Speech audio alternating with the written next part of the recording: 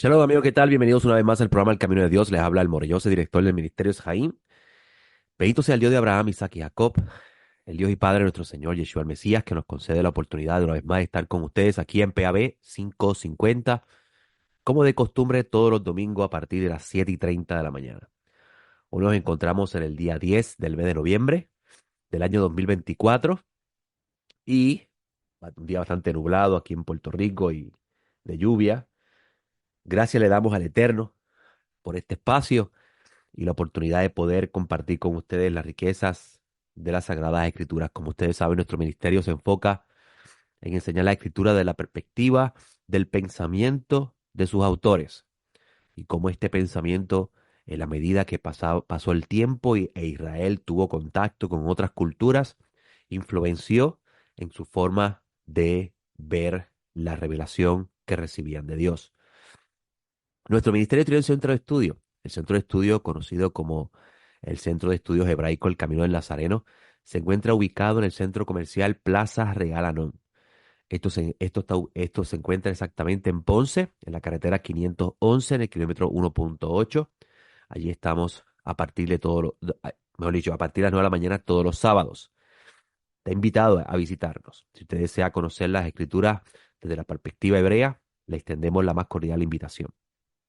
Ayer tuvimos la oportunidad de estudiar la sección de la Torá titulada Lej Lejá. Lej Lejá se encuentra en el capítulo 12 del libro de Génesis y narra la, eh, el llamamiento de Abraham. Cuando Abraham, luego de salir de Ur de los Caldeos, se ubica en la región de Harán y a partir de ese lugar, o desde ese lugar, Dios llama a Abraham a salir de su tierra, de su parentela, de la casa de su padre, hacia la tierra que Dios le habría de mostrar, la tierra que él iba a recibir eventualmente en herencia. Ayer nos concentramos en el tema de Melquisedec. Melquisedec, una figura bastante enigmática en lo que respecta a sus orígenes, donde de él se ha tomado diferentes ideas con respecto a quién podría haber sido Melquisedec. Si usted toma en cuenta la interpretación tradicional cristiana del tiempo presente, a partir de Justino Mártir, usted va a ver que Melquisedec se menciona como una preencarnación del Mesías. Pero gracias al Eterno por la arqueología y los estudios que han realizado diversos académicos a lo largo del tiempo presente, la época moderna que estamos viviendo, donde ciertas ideas que se tenían con respecto a, a lo que leemos en la Escritura se han podido estudiar y se han podido corregir. Y ayer tuvimos la oportunidad de hablar ese tema. ¿Quién fue Melquisedec? En un comentario que yo poseo conmigo de la casa editora Sonderbank, en la casa editora evangélica, el comentario se conoce como Sonderbank Illustrated Bible Backgrounds Commentary. El, el, el comentario se enfoca en tratar de presentar el Antiguo Testamento, así que se conoce en el mundo evangélico, a la luz de el contexto cultural donde la Biblia es escrita o es revelada. Y en este comentario se habla de Melquisedec y se habla de su origen o quién pudo haber sido Melquisedec dentro del mundo cultural de su época. Y en este comentario eh, es muy interesante ver cómo estos comentaristas académicos nos dicen que Melquisedec era un rey de Canaán. Era un rey de Canaán que su lugar de dominio era en Salem. Salem es lo que eventualmente se va a convertir en la ciudad o la capital de el dominio israelita después de que David despoja a los jebuseos del dominio de este territorio. Yerushalayim, lo que usted conoce como Jerusalén, palabra hebrea, una palabra que usted lee o escucha en español, que en hebreo es Yerushalayim. Y esta palabra Yiru significa ciudad, Shalaim significa paz, ciudad de paz. Jerusalén es conocida en la Biblia como la ciudad de paz y toma este nombre a partir de la conquista de esta por parte de David y despoja a David a los jebuseos del dominio de ella, según nos narra la Sagrada Escritura. Pero antes de esto estaba bajo el dominio cananeo. Abraham llegando al un territorio extraño para él, luego de un combate que él tiene para liberar a Lot, quien había sido, podríamos decir en palabras modernas, raptado o llevado cautivo por el rey de Sinar, el rey de Elazar y el rey de Elam, además del rey de Tidal, que era el rey de los Goim, de las naciones. Entraron en una guerra donde eh, Abraham, teniendo noticia de lo que le está sucediendo a Lot, sale a luchar para liberarlo y los vence a ellos. Claro, la escritura nos presenta la idea de que el Eterno estaba con él. Y él se encuentra con este señor o esta figura llamado Melquisedec, que significa rey justo o realmente mi rey es justo. Melqui significa mi rey, Sedec, justo. Y este cananeo, este rey cananeo, se encuentra con Abraham y él saca pan y vino. Y es conocido como sacerdote de El Elión. El es la palabra hebrea para, incluso una palabra de origen cananeo, una palabra que significa Dios. Pero no Dios como usted y yo lo entendemos, sino Dios como un nombre propio.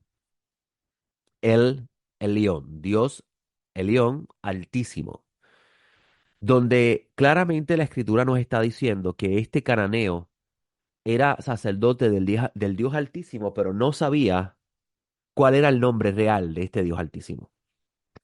Algo que busca la Torá eventualmente presentarnos como con el nombre sagrado de las cuatro letras que usted en su Biblia podría tener como Jehová, en unas Biblias donde más recientemente se están corrigiendo los errores gramaticales. Puede ver como Yahweh o Yahvé si posee una Biblia católica. Y esto porque la propia lectura, usted va a ver que dice que Melquisedec es el sacerdote de El Elión y bendice a Abraham. Él reconoce a El Elión como el Dios poseedor del cielo y la tierra. Y Abraham, cuando va a responder a esta bendición, dice y lo dice en el versículo 22, he alzado mi mano a, y dice el nombre sagrado, el nombre del Eterno, que usted podría conocer como Yahvé o Yahweh, depende de la pronunciación o la traducción que usted tenga, o Jehová. Dice, he alzado mi mano a Yahvé, el Dios altísimo, poseedor de los cielos y de la tierra. Aquí claramente el texto de la Torá está presentando al Dios de Israel como el Dios altísimo. Y esto en su contexto histórico, en su contexto cultural, incluso luego más adelante en el libro de Josué, usted va a encontrar a otro rey de Jerusalén, otro rey de Salem, eh, llamado Adoni Sedec. Adoni Sedec. Adoni, mi señor, Sedec, justo. Quiere decir que hay una gran relación entre esta ciudad y su rey, el rey que domina sobre esta ciudad. Tiene dos nombres, se le dan a estos dos reyes diferentes de diferentes épocas, nombres diferentes, y sus títulos o su identificación está relacionado con su acción. Melqui rey, mi rey, Sedec, justo.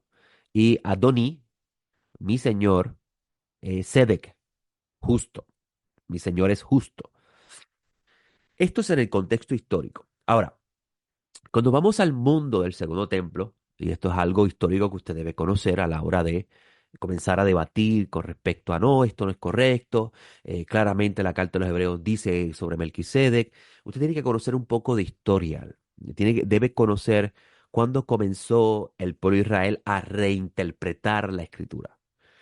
Esto es importantísimo a la hora de usted poder trazar la escritura correctamente, porque así usted va a poder a la misma vez comprender la evolución que tienen estos textos a lo largo de la historia del pueblo de Israel. Pero antes de llegar al mundo del segundo templo, tenemos un texto muy interesante en el libro de los Salmos que se le adjudica a David, es un salmo de David.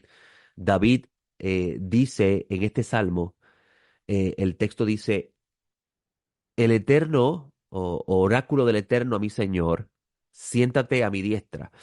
Es bien interesante, dependiendo de la versión que usted tenga, usted va a leer que dice el Señor a mi Señor. Y usted podría pensar que estos dos señores tienen el mismo nombre en hebreo. Pero cuando tú vas al texto hebreo, te vas a dar cuenta que no es así. Por eso es que la Biblia textual, que es una traducción muy buena, la tercera edición, que ya no se consigue, hace una muy buena traducción del texto cuando dice oráculo, oráculo de Yahvé a mi Señor. Y esto porque el texto hebreo tiene el primer Señor con el nombre del Creador y el segundo Señor con el título Adoní, mi Señor. Y en este Salmo 110 usted va a leer cómo a este Señor, que David le llama mi Señor, que también en el mundo del segundo templo se va a tomar en consideración como un salmo que se le adjudica a David. O sea, Dios le está diciendo a David, eh, eh, siéntate a mi diestra hasta que ponga a tus enemigos por estrado de tus pies. Y esto no se agite, tenga paciencia. Esto es el mundo de la reinterpretación bíblica. Y esto porque si el salmo lo está escribiendo David, hay un levita que va a cantar este salmo, porque esto es un cántico. Esto es un cántico profético. Y por eso es que se conoce como un oráculo. Eh, este cántico profético, el que lo va a cantar está viendo a Adoní como David. El Eterno le dijo a David, siéntate a mi diestra hasta que ponga a tus enemigos por estrado de tus pies. Y esto es bien interesante porque si vamos a la historia de David, vamos a ver que David, eh, aunque fue ungido por Dios para ser rey, él no fue muy aceptado inmediatamente dentro de su reino. Incluso no pudo asumir el reino rápido, tuvo oposición de parte de Saúl y los que estaban asociados a Saúl, y aún así dentro de su reinado tuvo también situaciones difíciles que él tuvo que manejar. Ahora, a partir del mundo del segundo templo, donde comienza la reinterpretación de la escritura, este texto tiene un giro diferente, tiene una forma de verse diferente. Y esto porque es el mundo del segundo templo que comienza a darle la reinterpretación a los textos, aplicándolo al tiempo presente que ellos están viviendo y a la situación que ellos están expectantes o experimentando. Es en este salmo donde aparenta Dios decirle a David que él será sacerdote para siempre. ¿Qué significa ser sacerdote? Uno pensaría que Dios le está diciendo a David que, mirándolo en el contexto histórico, que Dios le está diciendo a David que David habría de servir en el templo de Jerusalén.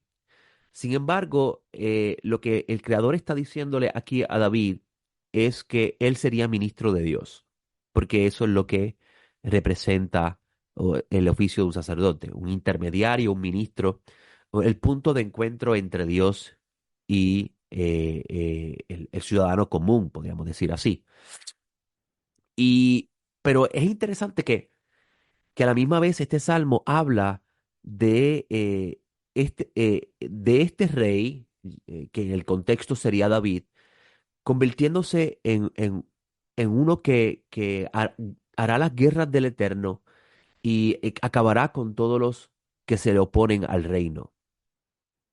Y esto es bastante interesante por el juego de palabras que significa el nombre de Melquisedec, mi rey justo.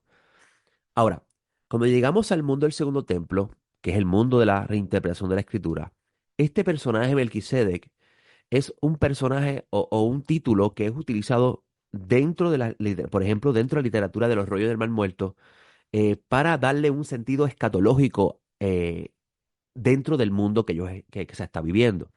Ayer estaba hablando del rollo o el fragmento titulado o conocido como el 11Q13, se conoce como el rollo de Melquisedec, donde en este rollo, el autor de este rollo, esto es uno de los rollos encontrados en las cuevas del desierto de Judea, aledaño al Mar Muerto. En este rollo se va a hablar de Melquisedec como una figura cuasi divina, una figura que viene del cielo, una figura que vendría a la tierra a traer el año del jubileo, al año de la liberación. Y la palabra jubileo, Yobel, tiene su origen en el capítulo 25 de Levíticos, donde allí se habla de un proceso de liberación y condonación de deudas que estaba establecido en el gobierno de Israel a partir de la recepción de las leyes divinas que recibieron en el Sinaí. Y voy a resumirlo rápidamente porque el tiempo avanza. Esto consistía en que una persona, si tenía que vender su porción de tierra, su herencia, para poder cumplir con una obligación que tenía, la ley del Yobel decía que esta persona podía recuperar su pertenencia en el año número 50 o en el ciclo de 7 años. O sea, había un ciclo de 7 años, Shemitah, y el año número 50 era como un reseteo, donde todo regresaba a su dueño original e incluso la propia tierra descansaba. Los autores de este rollo, o el autor de este rollo, le da un sentido diferente, un sentido escatológico al tema del Yobel. Es interesante, el Yobel es interesante mencionar que la trompeta de liberación se sonaba el día 10 del séptimo mes, que era conocido como el día Yom Kippur, y se sonaba en el año 50 específicamente como un anuncio de liberación y condonación absoluta de deudas. Todo el mundo vuelve a su propiedad original. Donde el autor de este rollo toma ese texto y le da un sentido escatológico y presenta una figura misteriosa con el título Melquisedec. Esto te muestra que ya para el tiempo del segundo templo está comenzando a surgir o está surgiendo lo que se conoce como la interpretación de la escritura. Desde una figura histórica llamada Melquisedec, cananeo en su origen, rey de Salem, de ahí se comienza a desarrollar a partir de este texto en su contexto, comienza a desarrollarse ideas basado en el concepto de la interpretación de la escritura. Y cuando lees este rollo vas a descubrir muy interesantemente cómo se hablaba de una figura que vendría del cielo, que estaba sentado en la asamblea de Dios, donde estaban también los otros ángeles que Dios le había asignado el dominio sobre las naciones. Esto tiene su origen en la Torá, y hay que leerlo para poder explicarlo, y no me da el tiempo para eso. Y que él vendría en el último jubileo, él vendría a liberar los que son de él y a traer el año de la redención de Dios. Esto es una presentación de la figura de Melquisedec desde el sentido escatológico. Ahora, cuando tú vas al libro de los Hebreos, el libro de los Hebreos no presenta a Melquisedec, como cualquier persona podría pensar, como una encarnación o una preencarnación de Jesús, o sea, el que se la presentó a Abraham fue Melquisedec. No, no es la intención del autor. El autor de la carta a los Hebreos quiere presentar el oficio de sacerdote de Jesús, tomando en cuenta la palabra de la promesa que Dios le da a David en el Salmo 110. Y esto lo sabemos porque cuando vamos al libro de los Hechos, Pedro en su discurso está presente en Jerusalén en el día conocido como Pentecostés o en el día de Shavuot, donde en este día los discípulos recibieron el espíritu profético que los llevaría a ellos a anunciar la venida del reino de Dios, y la muerte y la resurrección del Mesías como señal de esa venida de Dios. En otras palabras, el día del eterno grande y terrible que Dios habría de ejecutar a través de su Mesías, el varón escogido para juzgar el mundo, de acuerdo a Pablo de Tarso. Y y el Mesías se convierte en este mensaje de los primeros discípulos, en esa figura escatológica que muy interesantemente también se habla en los Reyes del Muerto a través del título Melquisedec, que significa rey justo.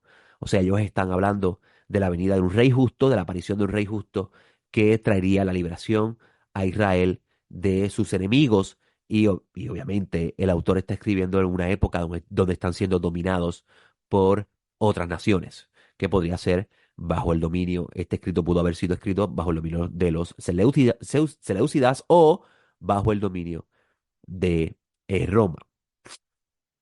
En el discurso de Hechos capítulo 2 donde Pedro cita al libro de Joel para hablar de lo que ellos están viviendo como una señal clara de que el día del Señor está cerca y cómo ellos fueron empoderados por Dios a través de su espíritu para poder hablar, lo que usted conoce como profetizar, a su generación de retornar a Dios antes de que venga el día terrible.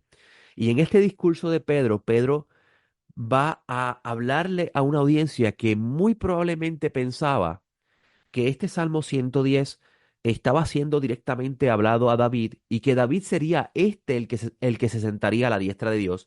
Y esto porque vamos a ver que en este discurso eh, Pedro cita muchos textos que se le adjudican a David y a la misma vez habla de la tumba de David, estar en medio de ellos. O sea, David no ha sido resucitado. Quiere decir que aunque David habló de estas cosas, no eran para David, eran para un descendiente de David.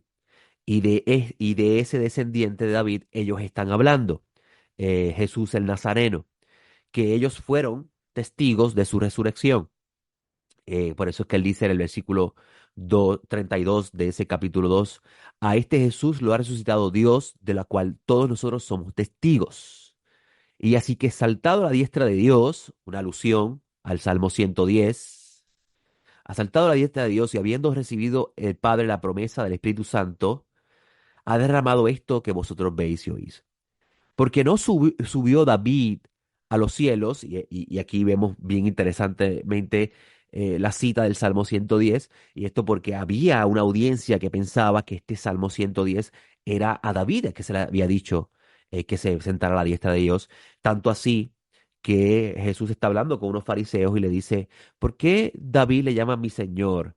Y le cita el Salmo 110, cuando él pregunta de quién es hijo el Mesías, y esto no sabían que responderle porque ellos entendían que el texto estaba refiriendo a David. Esa es la razón por la cual el texto dice y no sabían qué responderle. Es como si dijeran, esta interpretación nunca la habíamos escuchado sobre el texto.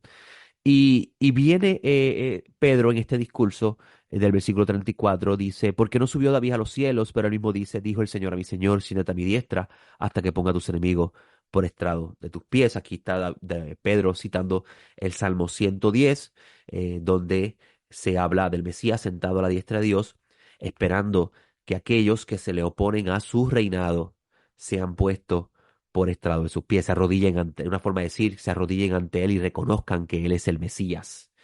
Esta es la idea escatológica del texto que está detrás de las palabras de Simón Kefa. Ahora, la carta de los Hebreos, que fue escrito mucho tiempo después de estas palabras de Simón Kefa, de Pedro, presenta a Jesús como sacerdote y rey. Rey porque él es el Mesías. Incluso Pedro en este mismo discurso dice: a este Jesús Dios lo declaró Señor y Mesías. Señor significa dueño de todo, el amo de todos. Y Mesías, el ungido, el escogido, para sentarse en el trono de el Eterno en Jerusalén, en Sión. Eso son documentos proféticos que comienza a tener sentido en el mundo del segundo templo a partir de la ausencia de un descendiente de David reinando en Jerusalén. Pero en la carta a los hebreos, el autor de la carta a los hebreos, teniendo en contexto el Mesías no como rey, sino como ministro de Dios, tomando en consideración el Salmo 110, eh, presenta a Yeshua como sacerdote, pero no como, de la descendencia de Aarón, porque él no podía ser sacerdote de acuerdo a la descendencia de Aarón, porque la descendencia de Aarón era una declaración de parte de Dios de contenido, del linaje, del linaje. O sea, eh, el que iba a ser sacerdote en el templo tenía que tener sangre de Aarón. Eso estaba declarado por el Eterno, de acuerdo a la Torá recibida en Sinaí. Y por eso que él decía que de ninguna forma el Mesías podría servir en el templo de ese momento, porque él estaba, el templo se le asignó, el servicio del templo en la tierra se le asignó a los hijos de Aarón. Y entonces él utiliza la figura de Melquisedec, y aquí le estoy mostrando las diferentes ideas que tenían con respecto a la figura de Melquisedec en el tiempo del segundo templo. Él presenta la figura de Melquisedec como siendo sacerdote del Dios Altísimo, por el título es bien interesante: mi rey es justo. O sea que además de ser rey, también él sería ministro de Dios. Esto significa que él sería, en otras palabras, el representante de Dios entre Dios y los hombres, o el asunto de mediar, un mediador. Y el autor de la Carta de los Hebreos va a utilizar la figura de Melquisedec para presentar la idea del Mesías ser ministro de Dios, pero no en el templo que Moisés, no en el tabernáculo que Moisés ve y que construye Moisés y luego eventualmente se convierte en el templo, sino en el original que vio Moisés, que es el que Moisés utiliza para el modelo que Moisés utiliza para entonces construir el tabernáculo. Esto te presenta ya de antemano la idea, la continua idea de que en los mundos celestiales existía un templo donde allí moraba Dios. Pues tiene en cuenta también la idea de cómo ellos veían el mundo. Ellos pensaban que la tierra era plana y que la tierra estaba como que cubierta de un domo donde el sol corría a esta zona, habían estrellas, habían planetas, pero por encima de esas estrellas y estos astros estaba Dios en un templo, y esta es la cosmovisión que ellos tenían. Sabemos hoy en día que no es así, y esto no quita en nada la veracidad de la revelación, simplemente que Dios está hablándole al humano en el lenguaje que entiende, en el mundo que le entiende. Pero si usted capta la luz del mensaje, entonces vas a entender muchas cosas con respecto a estas ideas que Dios habla en el lenguaje humano. Y él presenta a Yeshua como ministro de Dios en el templo no hecho por manos de hombre, y utiliza la figura de Melquisedec para hablar de el sacerdocio que se le entrega a Yeshua. Esto no significa de ninguna forma que el autor de la Carta al Hebreo está anulando directamente el sacerdocio en la tierra, porque mientras estaba el templo en pie era imposible que se pudiese anular ese sacerdocio, porque el templo era una señal clara de que Dios estaba con su pueblo. Esto es algo bien importante. Cuando se destruyen los templos, para la visión, para el mundo de la Biblia, esto representaba que Dios había roto su pacto con el pueblo. No diciendo que lo rompió en el sentido de que lo dejó que ya los desechó, sino que los acuerdos relacionados a la presencia de Dios en medio de ellos habían quedado suspendidos por causa de cosas que estaban establecidas en la Escritura que no se podían hacer porque podían hacer ese daño. Y por eso es que el autor de la Carta a los Hebreos dice, teniendo en cuenta la situación, y ahí es donde va la pregunta: ¿cuándo fue escrita la carta? No hay un consenso absoluto de cuándo fue escrita la carta, pero el autor tiene en cuenta dos cosas: que el día del Señor está cerca. Esto es lo que él alude cuando él dice que no abandonen la asamblea, cuanto más aquel día se acerca, el versículo 25 del capítulo 10. Y a la misma vez tiene en cuenta que Jerusalén está viviendo, en la tierra de Israel, Judea está viviendo una situación difícil que claramente marca el cambio que Dios había anunciado que habría de venir. Y por eso es que él dice que el antiguo pacto, que no se refiere a la ley en absoluto, en su totalidad, sino se refiere a ciertos elementos de la ley que Dios iba a mejorar para su pueblo, Israel, porque el pacto con Israel estaba próximo a desaparecer. pero no significa que había desaparecido porque mientras el Mesías no haya regresado, el nuevo pacto no puede iniciarse. Y esto es algo que usted pues, debe considerar a la hora de hablar del viejo pacto y el nuevo pacto. Por eso va a encontrar que se dice eso en el versículo 13. Pero se me acabó el tiempo, le doy gracias al Eterno por este espacio, espero estar con ustedes la semana próxima para continuar hablando de estas cosas y otras más que se encuentran en la Sagrada Escritura. Le hablo Joseph, nos vemos la próxima. Shalom.